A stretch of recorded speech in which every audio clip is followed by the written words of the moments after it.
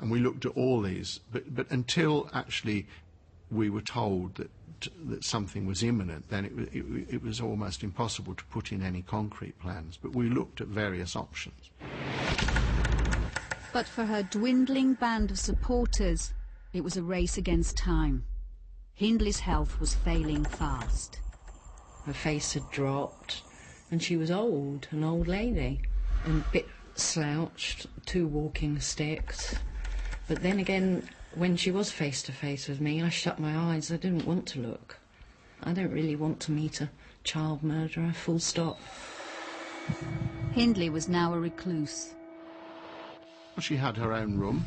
It was a room in isolation in which she ate and slept and washed. It was a very small room and she did everything in it, but she tried to make it into something which was, not just a prison cell. In her last years, Hindley had returned to the faith of her childhood. She didn't come to Mass because of her isolation, but I took Holy Communion to her, and we had a Eucharistic service in her room. She was truly repentant of what had happened, and not just in a trite sort of way. She had looked at her life. There were aspects of her life which were too horrific for her to deal with all at once, and so she dealt with parts of it, and then she dealt with other parts of it, and then finally, she reached a point of complete confession and an acknowledgement of her sin, and actually looked at herself. And I think that the Church played an important part in that change. Most saw Hindley turning to religion as cynical and manipulative.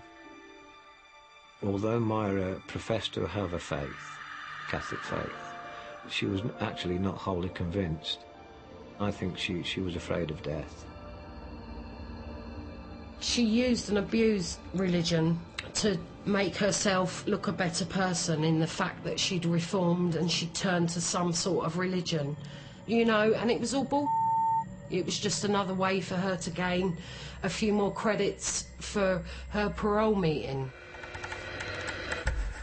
But there were to be no more parole meetings for Myra Hindley.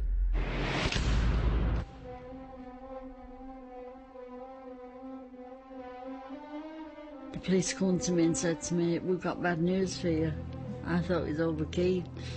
When he told me, he said, "Myra Hindley was in hospital a fortnight ago." He said, "We've had to take her back because she's seriously ill and we're expecting her to die." I said, "Well, I hope she bleeding doesn't, because she's got to suffer like I suffered." But she died. She was out of it. We sort of held her hand, and she quietly slipped from this world into the next world. There was no struggle, there was no fight. She just very quietly died. Hindley died on the 15th of November 2002, and her body was cremated 5 days later. That hit me like a ton of bricks.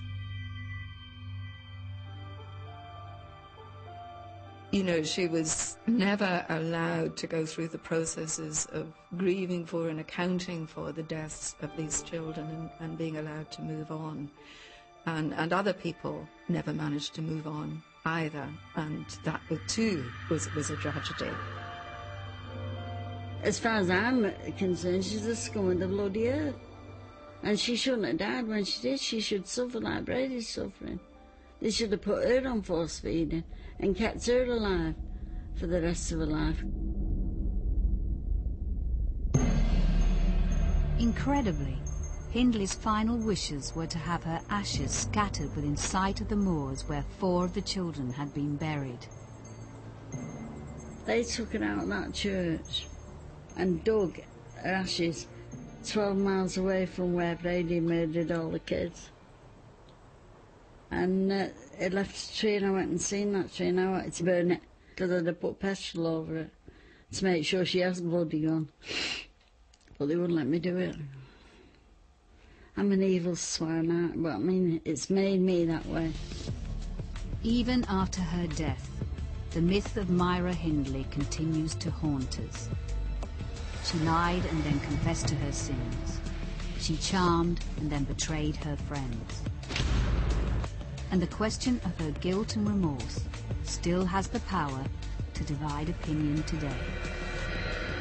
Most of the women, they like to see women get out and make something of their lives, change their lives, be a better person. But with women like Myra, that's not the answer, because they deserve to be in prison and they deserve to die there too.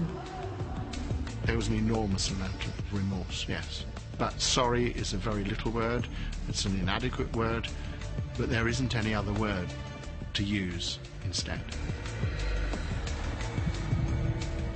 Had capital punishment still been around, she and Ian would have been hung, and the story would have ended there. But because she was kept alive for all of these years, the questions never went away. Wedding bells prepare to ring out for Horatio next tonight, but someone's preparing to ruin his big day. CSI Miami with a Christmas £10,000 to be won, coming up next.